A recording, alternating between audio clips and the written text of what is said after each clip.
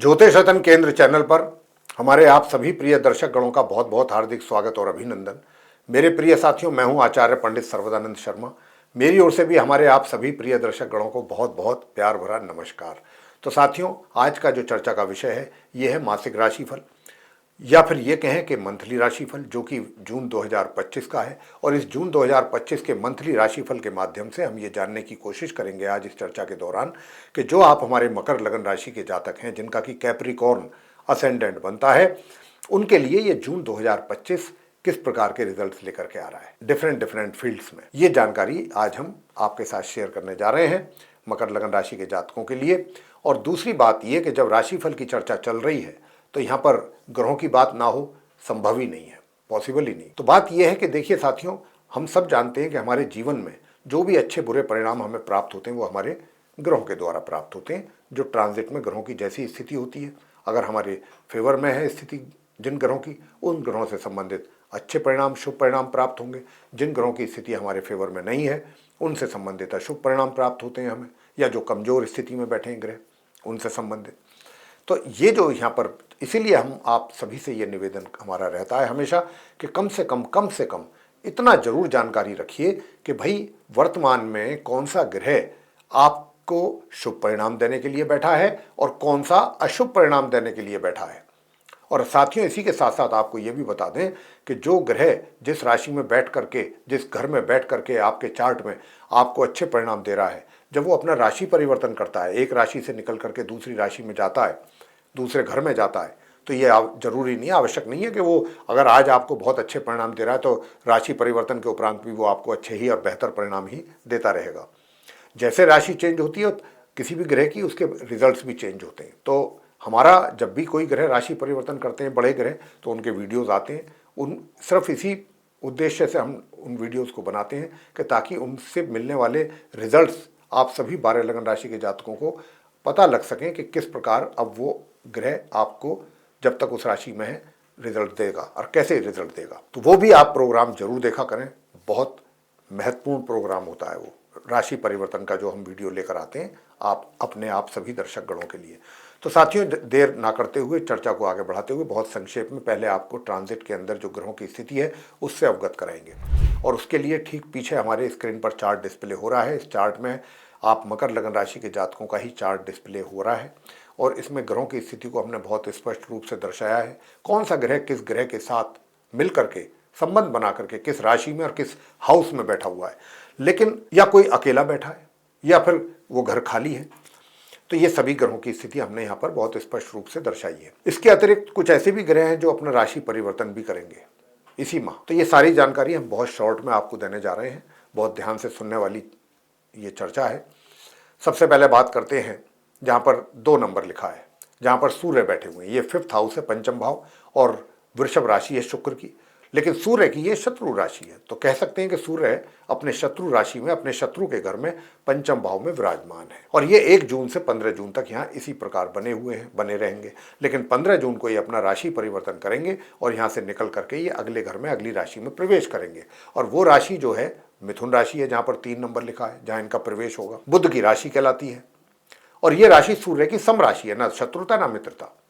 तो अपने शत्रु के घर से निकल करके अपनी सम राशि में सूर्य का प्रवेश होगा, 6ठे भाव में, 6th हाउस में, अपनी सम राशि मिथुन में, जहां 3 नंबर लिखा है। और फिर ये माह के अंत तक वहां बने रहेंगे। आते हैं बुध पर। तो बुध को जो अभी आप बैठे हुए देख रहे हैं बृहस्पति के साथ 6ठे भाव में, तो ये 1 जून से साथियों यहाँ पर नहीं है। 1 जून से लेकर के और 6 जून तक बुध ग्रह जो हैं वो रहेंगे अपनी मित्र राशि वृषभ में, जहां पर पहले से ही सूर्य बैठे हुए देख रहे हैं आप पंचम भाव में। 6 दिन ये वहां रहेंगे और 6 जून को ये वहां से अपना राशि परिवर्तन करते हुए अपने मित्र के घर से निकलेंगे, सूर्य का साथ छोड़ते हुए निकलेंगे। और कहाँ आएंगे? ये 6ठे घर में आएंगे, अपनी स्वयं की राशि मिथुन में, जहां बृहस्पति पहले से बैठे हुए हैं, गुरु बृहस्पति। और जब ये वहां पर आएंगे तो मार्गी और अस्त अवस्था में आएंगे, लेकिन 10 जून को पश्चिम में ये उदय हो जाएंगे। तो यहाँ पर आने के बाद 10 जून से इनकी स्थिति बेहतर होगी और ये 22 जून तक अपनी ही राशि में, अपने घर में, अपने समग्रह बृहस्पति के साथ बने रहेंगे। लेकिन 22 जून को फिर ये दोबारा से अपना राशि परिवर्तन करेंगे और अपनी स्वयं की राशि मिथुन को छोड़ के 6ठे घर से निकल करके ये जाएंगे 7th हाउस में, 7म भाव में, जहां पर 4 नंबर लिखा हुआ है। और 4 का मतलब होता है कर्क राशि, जो कि चंद्रमा की राशि कहलाती है। तो वो इनकी बुध की शत्रु राशि है। तो बुध जो है अपनी स्वयं की राशि से निकल करके 22 जून को फिर ये प्रवेश करेंगे अपनी शत्रु राशि कर्क में, और फिर 30 जून तक वहां बने रहेंगे। ये स्थिति इस जून के महीने में बुध ग्रह की रहने वाली है। बात बृहस्पति की कर लेते हैं। तो बृहस्पति जो है ये भी अपनी शत्रु की राशि में बैठे, मिथुन राशि इनकी शत्रु राशि कहलाती है। और यहाँ पर ये 1 जून से और 10 जून तक तो मार्गी भी रहेंगे और उदित भी रहेंगे। पहले 10 दिन अच्छी स्थिति रहेगी अपनी स्वयं की, बेशक चाहे शत्रु के घर में जरूर है, लेकिन 10 जून को ये पश्चिम में अस्त हो जाएंगे बृहस्पति। अब जब ये अस्त हो जाएंगे तो ये पूरे माह अस्त ही रहेंगे, साथ में मार्गी रहेंगे, डायरेक्ट चाल चलते रहेंगे, सीधी चाल, लेकिन अस्त अवस्था में। तो और अपने शत्रु के घर मिथुन में, राशि परिवर्तन गुरु बृहस्पति का नहीं होगा इस माह। अब आगे बात कर लेते हैं शुक्र की, जहां पर 1 नंबर लिखा है, 4th हाउस है, चतुर्थ भाव, शुक्र वहां पर बने हुए हैं 1 जून से, और ये 29 जून तक इसी प्रकार मार्गी और उदित अवस्था में यहाँ बने रहेंगे। लेकिन 29 जून को ये अपना यहाँ से राशि परिवर्तन करके निकलेंगे। शुक्र की ये सम राशि है, मेष राशि, जहां पर इस समय विराजमान है। तो ये अपनी सम राशि मेष से चतुर्थ भाव से निकलेंगे 29 जून को मार्गी और उदित अवस्था में। कहाँ जाएंगे? अपनी स्वयं की राशि वृषभ में, पंचम भाव में, जहां पर आप सूर्य बैठे हुए देख रहे हैं। हालांकि जब ये यहाँ आएंगे 29 जून को तो सूर्य इनको यहाँ नहीं मिलेंगे, कोई भी ग्रह नहीं मिलेगा, ये अकेले ही अपने घर में आएंगे पंचम भाव में 29 जून को। आगे बात कर लेते हैं मंगल की। मंगल को भी अभी आप बैठा हुआ देख रहे हैं, जहां 5 नंबर लिखा है केतु के साथ। 5 का मतलब है सिंह राशि, जिसके स्वामी ग्रह सूर्य हैं। सूर्य मंगल के परम मित्र हैं। तो मंगल जो है यहाँ पर जो बैठे हैं अपने मित्र के घर में, और मित्र के साथ बैठे, केतु उनके मित्र हैं मंगल के, तो मंगल केतु के साथ यहाँ पर बने हुए हैं, मित्र के घर में, मित्र के साथ। तो मंगल की स्थिति तो यहाँ, और मार्गी भी है और उदित भी है, लेकिन ये यहाँ पर 1 जून से नहीं है, ये मैं आपको बताना चाहता हूँ। 1 जून से 6 जून तक ये 7th हाउस में रहेंगे, कर्क राशि में, नीच अवस्था में, क्योंकि वो इनकी नीच राशि है। और 6 जून को ये मार्गी और उदित अवस्था में वहां से अपना राशि परिवर्तन करके आएंगे, और तब ये अपने मित्र के घर में सिंह राशि में इनका प्रवेश होगा, जो कि माह के अंत तक बना रहेगा। केतु भी अपनी इस सिंह राशि में, हालांकि सिंह राशि इनकी शत्रु राशि है केतु की, सूर्य उनके शत्रु हैं, लेकिन ये पूरे माह अपनी शत्रु राशि सिंह में बने रहेंगे अपने मित्र मंगल के साथ।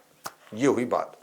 आगे बात करते हैं शनिदेव की, जहां 12 नंबर लिखा है, ये गुरु बृहस्पति की मीन राशि और 3rd हाउस, तृतीय भाव, शनि वहां विराजमान है मार्गी और उदित अवस्था में, और पूरे महीने ये इसी घर में, इसी राशि में, इसी प्रकार बने रहेंगे।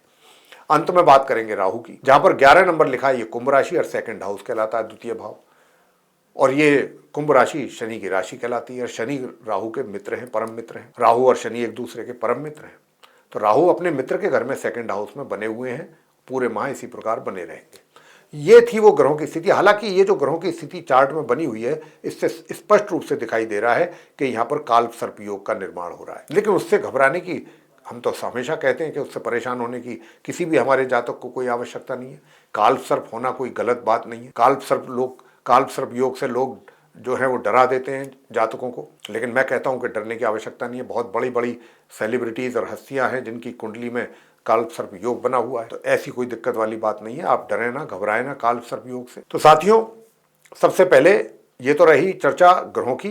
अब आपसे बात करेंगे इन ग्रहों की स्थिति के आधार पर कि भाई जून में जो ग्रहों की स्थिति थी उससे तो अवगत करा दिया हमने आपको, मकर लगन राशि के जातकों को, लेकिन अब आपके भिन्न भिन्न क्षेत्रों में इन ग्रहों के द्वारा किस प्रकार के रिजल्ट्स मिलने जा रहे हैं, और अंत में हम आपको कुछ उपाय भी देंगे। उपाय देंगे उन नकारात्मक ग्रहों के प्रभाव का, जो अशुभ ग्रह है या कमजोर स्थिति में है और नकारात्मक प्रभाव छोड़ेंगे आपके ऊपर, उनको रोकने के लिए हम आपको कुछ सरल और आसान उपाय अंत में देंगे।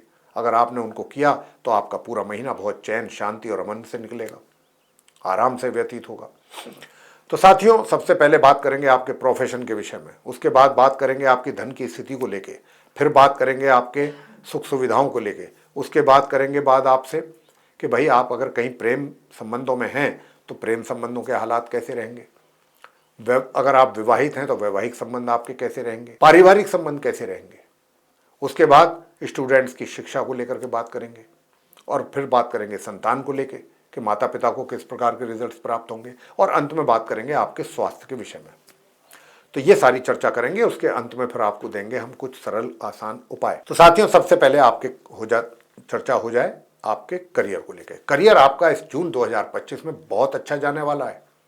मैं ये बात पूरे विश्वास और गारंटी के साथ कहता हूँ कि मकर लगन राशि के जातकों को अपने करियर में किसी प्रकार की कोई परेशानी नहीं आने वाली, और अगर इन केस कोई परेशानी आपके करियर में, प्रोफेशन में, वर्क प्लेस पे आती भी है बाय द वे, तो वो बहुत आसानी से बिना किसी परेशानी के बहुत जल्दी दूर हो जाएगी। उससे आपको कोई फर्क पड़ने वाला नहीं और आप बहुत अच्छा करने वाले हैं अपने कार्य क्षेत्र में और अच्छे परिणाम प्राप्त करने जा रहे हैं आप।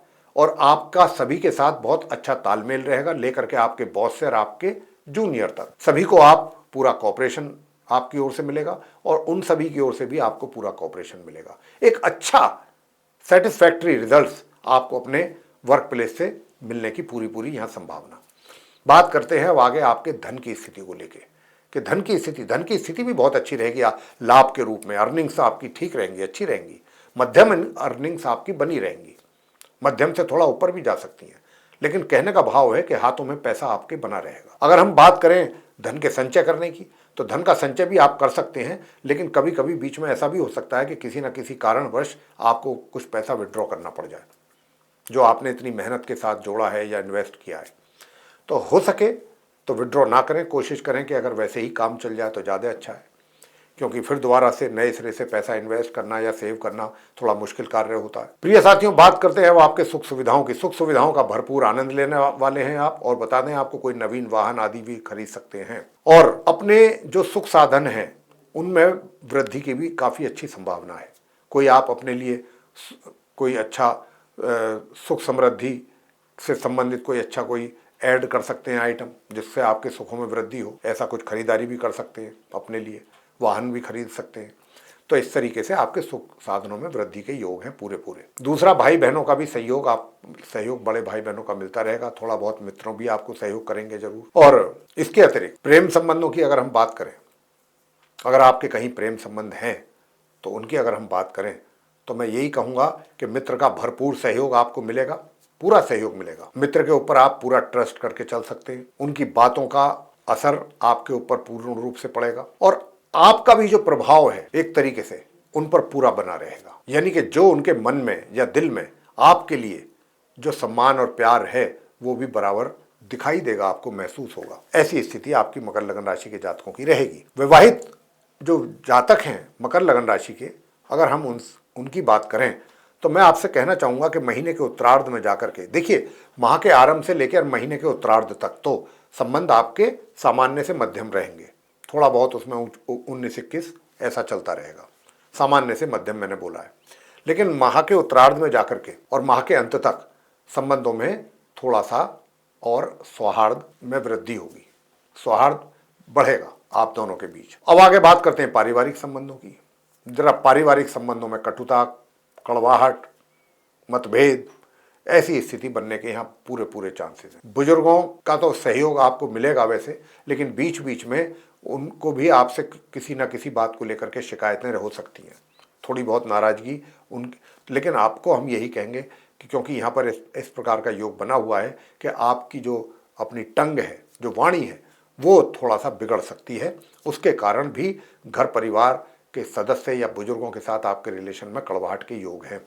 तो एक तो आप अपनी टंग, अपनी वाणी को पूरा नियंत्रण में रखेंगे तो बात कुछ ठीक चलेगी, अन्यथा आपके लिए भी दुविधाएं बनेंगी परिजनों के साथ। अब आगे बात करते हैं कि भाई जो शिक्षा ले रहे हैं छात्र, उनके लिए कैसा रहेगा। मैं आपसे इतना ही कहूँगा कि जो नॉर्मल एजुकेशन ले रहे हैं स्टूडेंट्स, अगर आप अपनी पढ़ाई पर पूरा गंभीरतापूर्वक फोकस करते हैं, अगर हल्के में लेते हैं तो बात बिगड़ भी सकती है रिजल्ट्स। लेकिन अगर आप अपनी पढ़ाई को पूरी गंभीरता से ले रहे हैं, पूरा फोकस कर रहे हैं, तो मैं कह सकता हूँ अनएक्सपेक्टेड रिजल्ट्स भी आपको मिलेंगे। इसकी संभावना बहुत ज़्यादा है, बशर्ते कि आपको अपनी पढ़ाई पर गंभीरता से फोकस आप करें।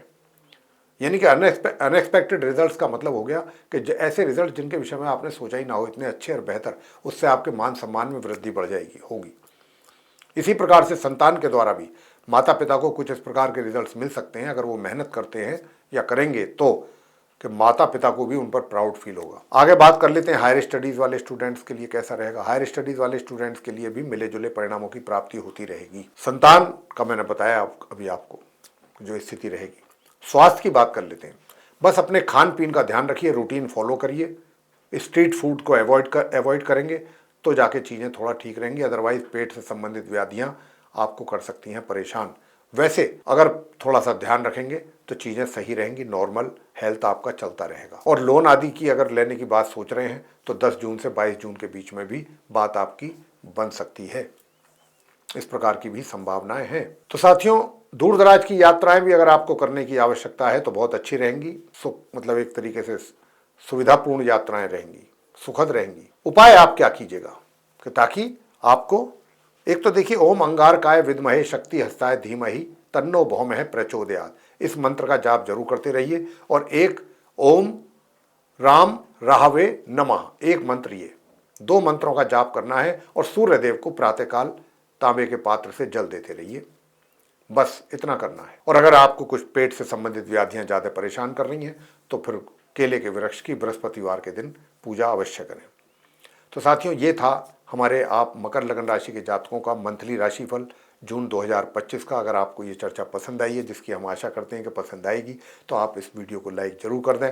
और अगर अभी तक आपने हमारा चैनल सब्सक्राइब नहीं किया है तो चैनल को भी सब्सक्राइब जरूर कर लें। अधिक से अधिक मात्रा में वीडियो शेयर करें दूसरे लोगों के साथ, ताकि वे भी इस जानकारी का लाभ ले सकें। और इसके अतिरिक्त जो भी वीडियोस हमारे एस्ट्रोलॉजी के टॉपिक पे, डिफरेंट टॉपिक्स पे बनेंगे, वो भी अगर आप चाहते हैं कि आप तक पहुंच सकें समय अनुसार और उनका भी लाभ आप ले सकें, तो फिर बेल आइकन को भी दबाना ना भूलें। इसी के साथ अब हम अपनी इस चर्चा को यहाँ समाप्त करेंगे साथियों, और अपने आप प्रिय दर्शक गणों से लेंगे इजाज़त। तो आप सभी का सहृदय बहुत बहुत धन्यवाद। जय माता दी।